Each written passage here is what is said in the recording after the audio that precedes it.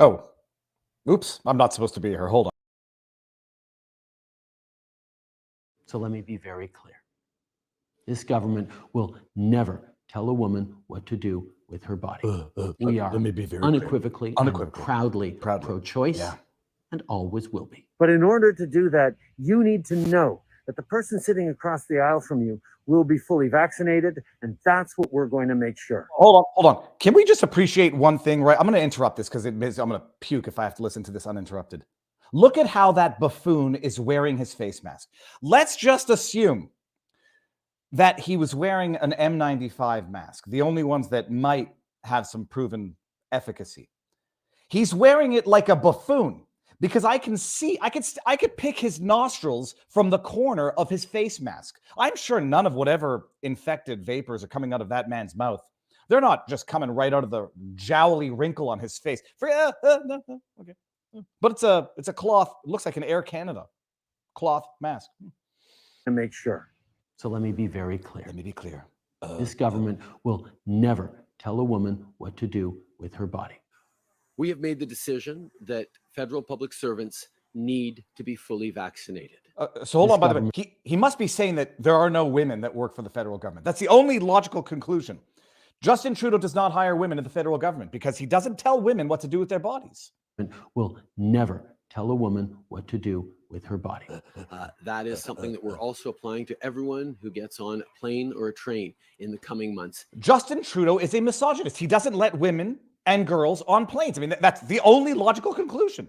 In Canada. That's a decision that we're making in order to keep Canadians safe, in order to put an end to this pandemic crisis in Canada. We are unequivocally and proudly pro-choice and always will be. If anyone who doesn't have a legitimate medical reason for not getting fully vaccinated chooses to not get vaccinated, there will be consequences. Consequences, women. This government will never tell a woman what to do with her body. There will be consequences. Okay, in case it's not abundantly clear, I do not like Justin Trudeau. I don't. I'm going to write like a Dr. Seussian book. Oh, the stupid tracking thing is back on. I will never tell a woman what to do with her body, but if they don't get that jibby jab like I told them, oh, no job for you, woman. No getting on a plane for you, woman. Okay, I'm going to turn off the tracking in a second. My grandmother, I didn't show the tweet, but I'll say my tweet thought out loud. My grandmother always told me, if you got nothing nice to say, don't say anything at all. So I won't say how much I loathe Justin Trudeau, what a disgusting, raging hypocrite Justin Trudeau is. I won't tell Justin Trudeau to go straight to the bowels of hell. I won't do that because that would be rude. And my grandmother would say, David, you didn't do what I said not to do. All right, all that to say, enjoy your intro. I was going to start with Ray Epps, but that would have been totally not rationally connected to this live stream. Jessica Rose. Many of you know who Jessica Rose is, but I think I'm not going to say I'm going to be surprised that many of you might not know who she is. She might be one of the more unsung heroes, depending on where you go to get your information. The unsung heroes of providing what some would call COVID information and what others might call COVID disinformation. Judging by the graffiti on my YouTube stream, YouTube might consider what Jessica Rose has been providing to the world to be COVID disinformation, because it doesn't exactly fit with what Fauci has been flip-flopping on. Masks work, masks don't work. Infection is the natural immunity. Oh, natural infection no longer does what I said it did 20 years ago. We'll get into all of that when we go over to Rumble. For the time being, we're going to meet Jessica, who testified 2 weeks ago at the National Citizens Inquiry, which is Canada's citizens initiative attempt to get to the bottom of Canada's COVID response. Before we do that, let me just make sure that we are, in fact, live on all platforms. We should be live on Rumble, which we are. We should be... Oh, I just saw my face again. We should be live on Locals, which we are, vivabarneslaw.locals.com. All right, everyone's trickling in. Share the link around, share the Rumble link. It's pinned in the YouTube top pin chat comment, whatever. All right, that's enough of an intro. Jessica is waiting in the background. Jessica, I'm bringing you in. So yeah, by the way, Jessica Rose, we're going to talk a lot of stuff. She's been breaking down the VAERS data, and she's got a brain that envious. You'll understand why in a bit. All right, Jessica, 3, 2, 1. Booyah. Hold on. Before we get started, I just saw Ginger Ninja, who I met Saturday night at our vivabarneslaw.locals.com meetup on the Chattanooga. Oh, I forget the name of the boat. Princess something. Your interview with Matt on Friday was probably my favorite of all, and that's saying a lot. So flipping good. Jessica, I had Matt Taibbi on Friday afternoon, Friday evening, and it was amazing. But they're all interviews are my babies, and this one is going to be just as much of a proud baby as all the other ones. Let me see. I will do it like this. Okay, that's good. Jessica, while I disable the damn tracking function on this camera, 30,000 foot overview as to who you are for those who may not know. And I tested the waters before. We're going to get into some childhood, and then we're going to get into what you're doing now. But who are you for those who may not know? I have a brain. I watched your testimony. It's your brain takes like 15 minutes to introduce. So we're going to get there. Aww. I also have a great sense of humor. So like, I just wanted to remind like everyone to watch the video Speaking Moistly. And if you don't know what I'm talking about, go immediately after this and go watch Justin Trudeau's hit song Speaking Moistly. It's the funniest thing ever. So yeah, I don't know. I'm a Canadian. I started my my academic life at Memorial University of Newfoundland. So I wasn't born in Newfoundland, but I spent 17 years there. So you can kind of hear it in my voice too. Well, you definitely have what many might consider to be the stereotypical Canadian accent. But where were you born? Ottawa. Ottawa, all right. And so what part of Newfoundland did you live in? St. John? Yeah, I started out in Paradise. Yeah, it's actually called Paradise for people who don't know. It wasn't Paradise. It was kind of isolated. And then eventually, you move into the big city. And the university's in the big city, so that fit. And then I lived out in St. Philip's for a little while. And then I moved back to St. John's, and then I moved to Spain. Etc. May I ask? Well, first of all, I did a road trip with my wife. We drove from Montreal to St. John's. We took the ferry from Sydney. Sydney to Port aux Basques, drove across, got to St. John, couldn't get the 18-hour ferry back, so we had to drive across the island to get back to Port aux Basques. We went to one of the most beautiful places I've ever seen, Salvage. I don't know if you know where it is. It's like northeast. They dry meat in the wind because it has such a consistently strong wind. Totally beautiful.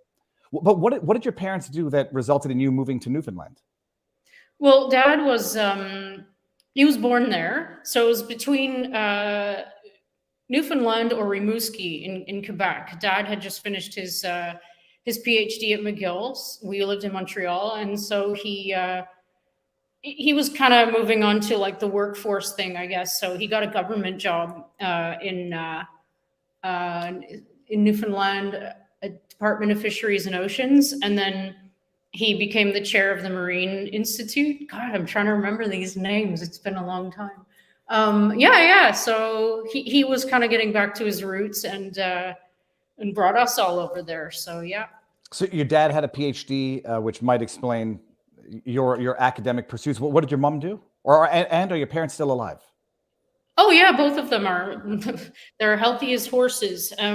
Yep, they're both academics. Mom raised 4 kids and then went back to do her master's in linguistics in ancient languages. So mom studies ancient Hittites. She's like one of 3-4 people in the world or something who is a Hittite scholar. Ancient Hittites. Yeah, it's like the first language. And cuneiform and all these ancient languages mom studies. And then she did her PhD in linguistics, and then she wrote some books. And so, pretty interesting characters, those parents of mine. and 4 kids. Yep. Where do you situate in the 4? I'm a twin, and I have an older brother and a younger sister. You're a twin, fraternal or identical? Identical. But not identical, like kind of like both. Like I guess by definition we're identical, but like it's easy to tell us apart. Let's put it that way.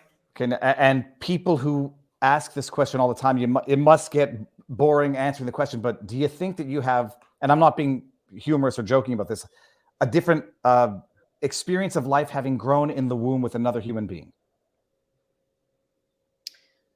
Wow. Probably, but Is it? Do you have a? I don't know. Do you find that you have, not to say a more special, but a different connection to your twin sibling than to your other siblings in terms of like being able to read each other or anything like that? Or do you notice any lingering effects from having spent so much time in close proximity?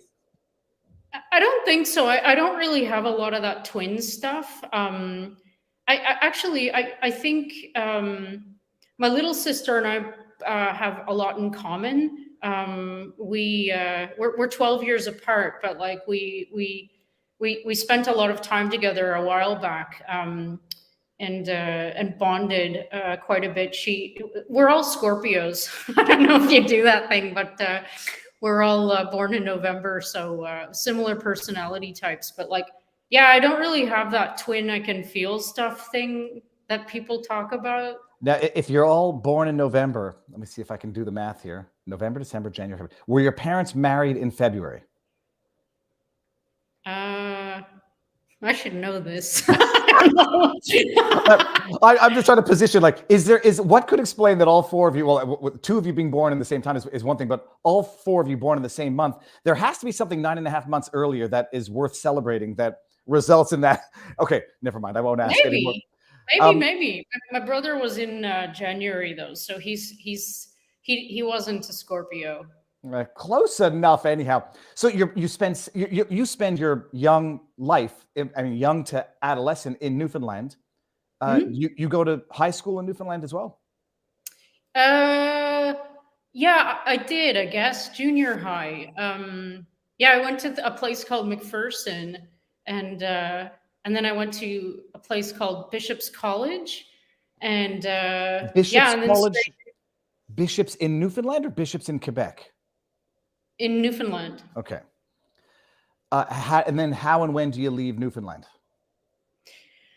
I moved to Spain. I was a flamenco dancer for like a long time, like more than a decade. It was the thing that I did before surfing. You can see that I've become a surfer now. So yeah, I took it pretty seriously. I saw a performance once, and I was like, oh my God, like my heart like flips when I have anything to do with flamenco, still to this day. And so it was such a weird thing. My adjacent neighbor was from the Netherlands, and he was the boyfriend of my neighbor's daughter. And he moved to Newfoundland to be with her. And one day I was out in my backyard in the sunshine when the snow was melting, practicing my footwork. You know, you get a little piece of wood and you put it down and you put on your shoes, which have nails in them, and you just practice your compas with your feet. And all of a sudden I hear, you know, someone clapping compas in the background, and I'm like, what is this, a creeper? And I look to my left, and this guy yells out flamenco, and I'm like, yeah, how do you know what it is? And he's like, I'm a flamenco guitar player. And I was like, yeah, okay, right.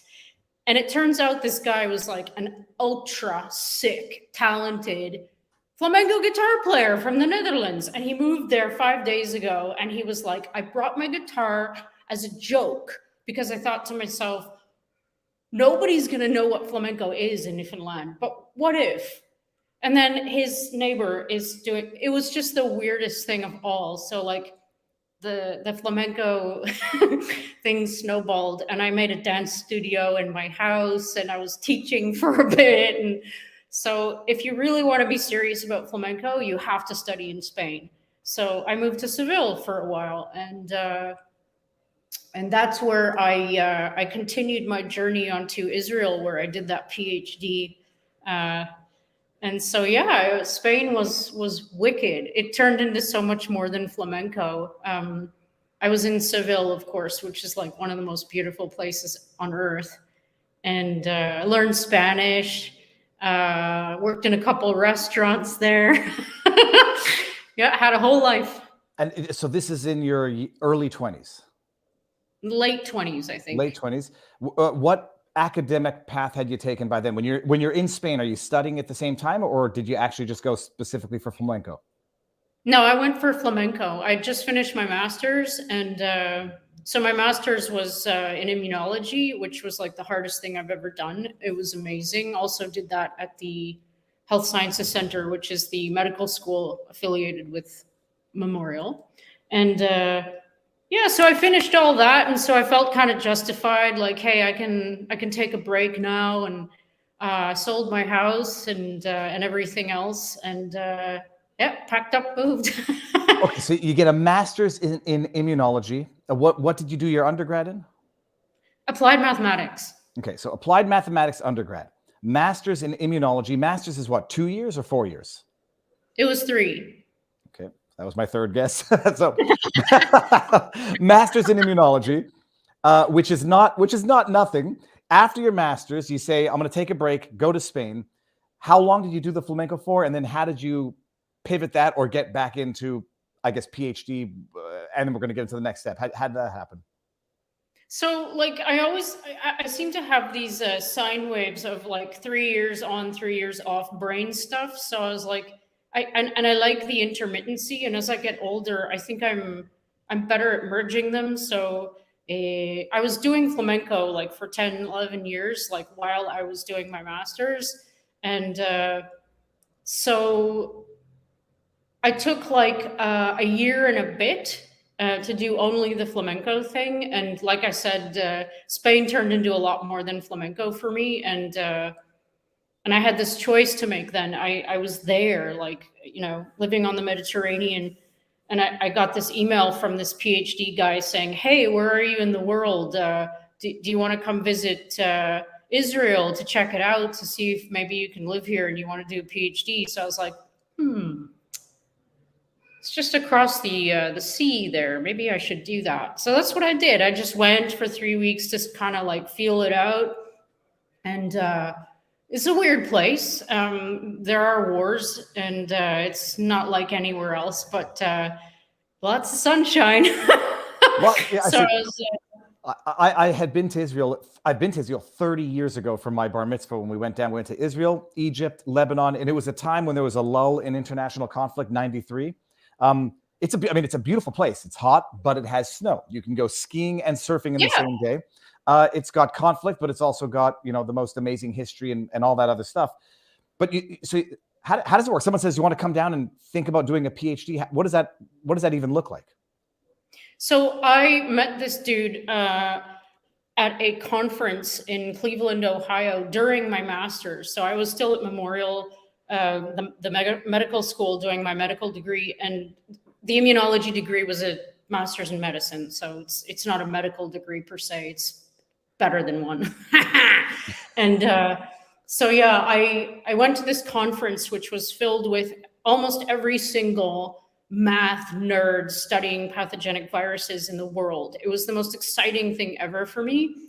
Even better than that, the organizers of the conference got us all into a Body Worlds exhibit, and I was like, wow. It's like do you know what that is? Oh yeah, well they had one in New York where I saw the bodies is when they rubify or rubberize all aspects of the body, respiratory system, nervous system, lungs.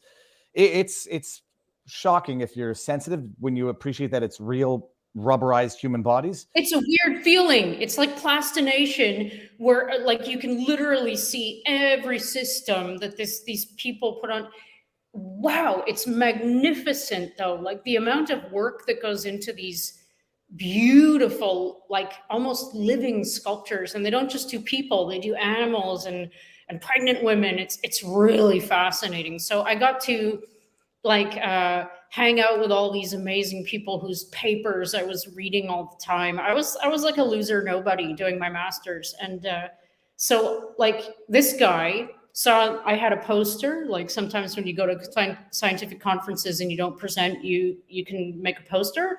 So this guy saw my poster, and I was doing something called structured treatment interruption examination in the context of HIV. So I was doing both the math part, like I was using mathematical modeling to try and show that that structured treatment interruption was a viable option for people taking antiretroviral medication, because it's really toxic and it's really expensive. So to be able to allow these people periodic breaks was a goal of mine, because it's like, it must suck, right? You have HIV and you have to take all these pills that make you want to die. So it's like, that was the goal of my project. I wasn't able to show that now, but that's another story. So this guy was also doing this kind of work using mathematical modeling. So it's rare. There are very few people in the world who are doing like computational biology, whereby they're using like systems of ordinary differential equations to investigate viral pathology, or like viral kinetics or pathogenesis. So he was shocked. He saw this poster and he's like, what is this? Like, and so he, you know, your email is on the poster so they can contact you. So he emailed me while we were still there, and he said, can we meet before I go and have a discussion about what you're doing? And I'm like, yeah, because I knew this guy. I read like every paper he ever wrote. He was the guy who was the student of the guy who discovered that HIV is not, like, during the chronic phase, it's not doing nothing. It's actually like replicating really fast and decimating your CD4 T cell population. So he was the guy that helped with the models that brought that to light. He was a really big deal. So I was like, yeah. So we ended up having yeah, well, I was kind of. I don't know what a now group. I have groupies. Haha. No, I'm kidding. I read that as that you're a science nerd, because yes, you are in fact geeking out on what is it? Computer modeling of pathology. I got a lot of questions after this, but sorry. Okay, so this guy that you know, it's funny. My wife does these neuroscience conferences, and she has her posters. It's like the idea that someone's like, oh yeah, I got your email at this conference here, and now let's do something together. It's amazing. It's like scientific networking. Okay, sorry. It was amazing. Yeah, no, it was unbelievable to me. We had a 4-hour conversation, and at the end of it, he gave me his card, and he said, consider when you're finished coming to Israel to do a PhD in my lab. And I'm like, yeah, okay, because I didn't think he was serious, but he was.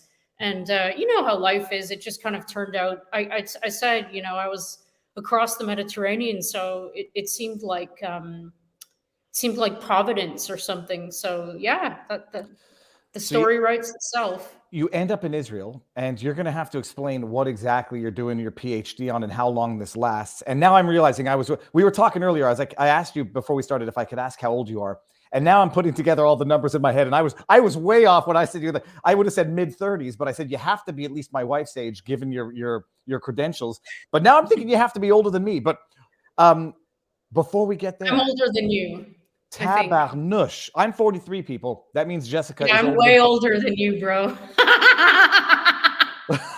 Okay, well, oh my goodness. Okay, this is what happens. You get to a point where you think older people are young, and you think younger people are old. I mean, this is the stage of my life.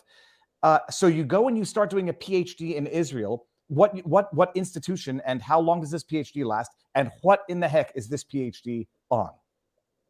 So it was at Bar Ilan, which is the Religio University in Israel, which, you know, it's no odds to me, whatever. It was just where the Faculty of Life Sciences that this professor was had his lab in. So my project was supposed to be a continuation of the HIV stuff, HIV immunopathogenesis using ODE systems modeling, but it turned out that there wasn't enough of a project there to do. So there was a bit of a shift once I got there, which was okay with me because I was still going to be studying dangerous viruses. And for some reason, I find that really fascinating. So there was a huge pile of data on a trial, a large international clinical trial testing a prodrug of ganciclovir, which is an anti-CMV drug, cytomegalovirus. And, you know, they needed someone to look at that data. And try and, I don't know, figure something out from it. It was literally like, here's a huge data set, do something with it. So that was. What's cytomegalovirus other than something from a cartoon? It's it's a large virus, hence the mega inside the name, and it can be pretty bad. It can mess you up if you're pregnant, and it can mess up your eyes. About 50 to 80% of people are carriers, so it's like really common. But it doesn't really do anything to you unless you're immunocompromised, for example. So, but if you are, or if you get an organ transplant and you have to go on immunosuppressive drugs, it can reemerge and cause a problem. This is also an issue with these COVID injections, which I guess we'll talk to. The reemergence of latent viruses. I've got so many questions. I mean, I got more questions than I think we might have time for, but we'll see. But okay, so they dump data, which means that, let's just say they've tracked data. I don't know, blood counts, all the stuff about people who have this CMV, and then they say make sense of it, like go through it and see if you can find trends. Like, what does that? Yeah. I don't understand what computer modeling. I know what I think it doesn't look like based on what Ferguson did, in COVID. But what does it like? What are they asking you to do and what type of data are they dumping on you? Okay, well, I'm going to try and remember because it was a long time ago. So it was data for thousands. I think it was even tens of thousands. It was a huge amount of data, which sorted by genotype of the virus. So there were like 4 different types of the virus. And I'm trying to remember. I think what I had to do was compare differences in genotypes and viral decay kinetics. So usually when you add a drug to a system that has a virus in it, like a human body, you see like what we call a biphasic decay pattern. So the first phase of decay is really fast, and that's the effect of the drug, like, acting directly on the virus, let's say. And then the second phase is slower, which is the effect on the infected cells. That's the idea, if I'm remembering correctly. So that was all good and normal. But what I saw when I pulled out, the patterns of the data, if you want to say that, which is just like, Excel crap. You plot, 2-dimensional plots of this against this. This isn't hard. I saw not a biphasic curve.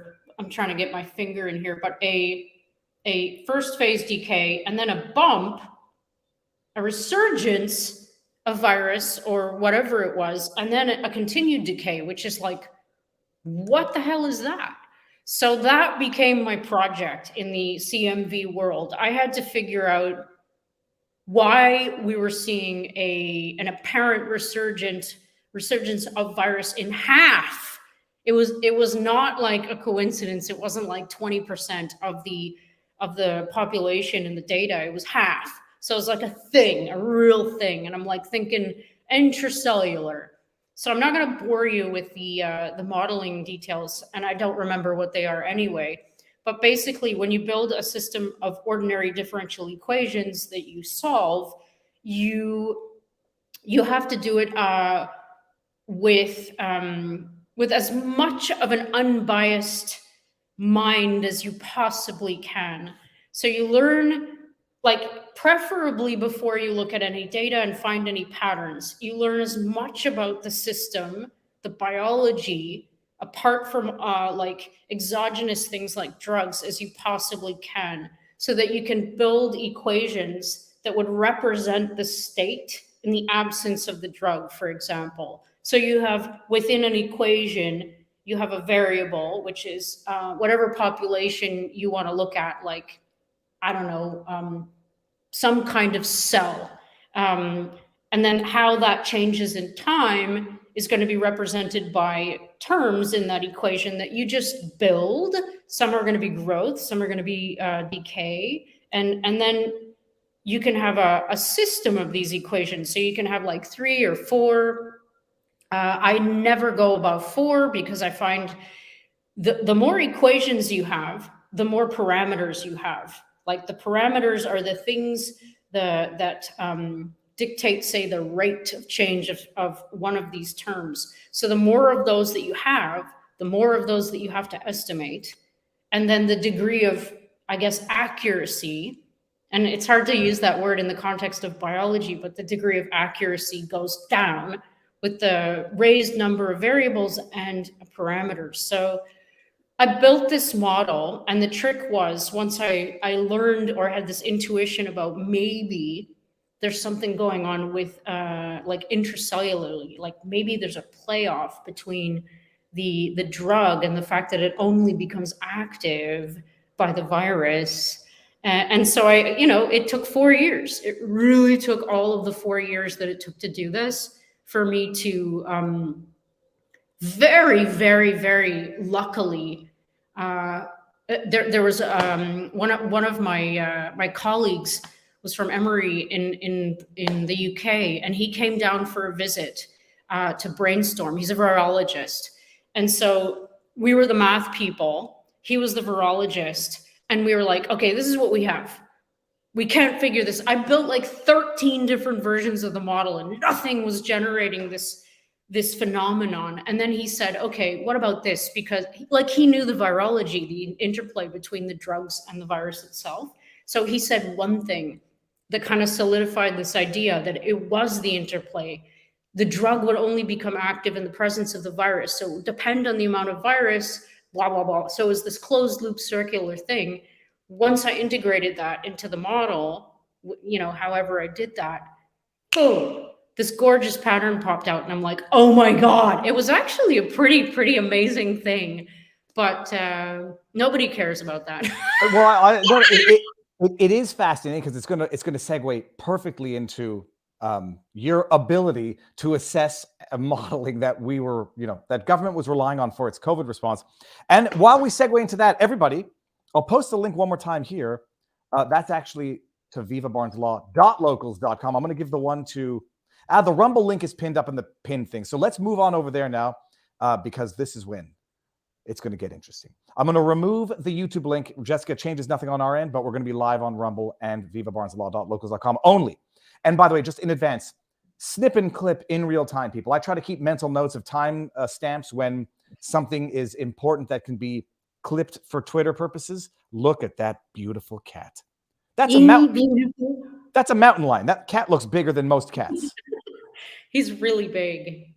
See, I only like the cats that are big because they feel more like dogs, but I don't like their judgmental eyes. Like that cat's like analyzing me. I like my dogs, which are dumb. They look at me and say, just feed me, and that's it. Cats, independent creatures. Okay, we're moving to Rumble right now, ending on YouTube. See you all there.